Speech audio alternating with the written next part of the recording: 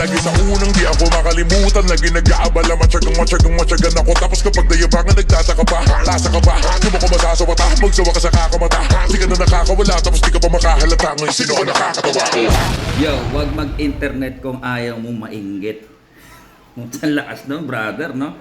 So, onte reaction lang tayo dito sa nilabas na collaboration ni Looney at Flo G. No? Siyempre, andyan si paring Okix natin. No? Sige Kumatos, no? Na ang unang-unang hype king, no? Yan ang ano ko talaga kaya paring Kiko. Yung unang-unang hype king dito na celebrity sa pagdating sa fight hype, no? So, yun. Kung tutuusin, napakasimple eh. Wala ganong malalim na topic. Talagang medyo pang chill lang siya na pang-asar sa mga fanboy, fangirl natin. Alam mo yung mga totoo yan eh. Ako as a vlogger, mga para, mga mama, mga sir, no? So meron talaga tayong mga kakilala, kalapit, kadugo, dating tropa na madaming komento sa likod natin, no? Daming komento habang umaangat tayo o minsan feeling nila na sinasapawan talaga natin siya. Kaya ganun sila magsalita. Hindi nila alam na nakakarating din sa atin. Ang malapit dito, no? Nakakarating sa atin kasi yung mga kausap nila, kaparehas silang plastic. No?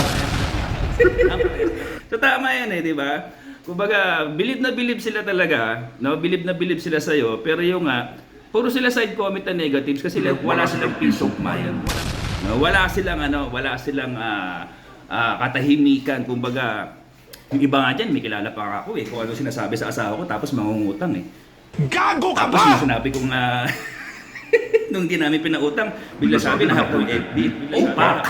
Magaling kang kupal ka. Di ba? O ngayon, nagmi-million views kami pare, dumating sa punto na nangungutang biglaan eh. Baka daw swerte pag misis ko nagpautos sa kanya. Di totoo yun, promise no? So, simple lang. Yung beat medyo hindi hard eh. No? In-expect ko nang una talaga, medyo hard beat to, talagang pambayo na pero medyo chill lang. No? Tapos parang pinapatamaan lang din yung mga nagpiling rapper bigla, no? Nagpiling rapper parang naman sa views. So iba kasi talaga yung may pusong rapper ka na, may pusong hip hop ka na. Sa gusto mo lang mag-rap kasi gusto mo lang ng views. So alam naman natin hindi ako magbabanggit ko sino yung mga lumabas na ganyan ngayon. Masakit talaga sa tega, sa totoo lang. Pero dahil nga sa views, pinasok nila yan kasi nga kanya-kanyang diskarte talaga nowadays pagdating sa internet. Lalo't may binubuhay at lalo. Iba, kung gaano sila kayaman ngayon sa pag-vlog nila, ganun din kalaki yung binabayaran nila monthly, no? Yo, so paabuti ko lang 3 minutes. So, maganda, lalo yung ginawa ni paring Kiko yung action niya. Talagang natural yun yung natural na Kiko talaga. Yun yung unang-unang Kiko. Yun talaga yung usbong ng Kiko Matos nung kalbo na talaga siya, pare. Kasi na may buhok siya nung bata siya. Di pa naman siya ganun kakilala eh.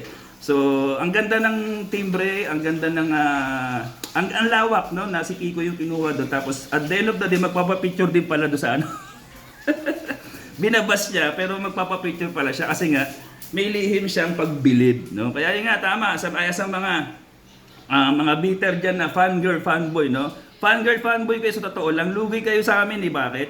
Kumikita kami sa inyo, kayo wala kayong kinikita sa amin ng mas. Yun lang, 3 minutes na content yun.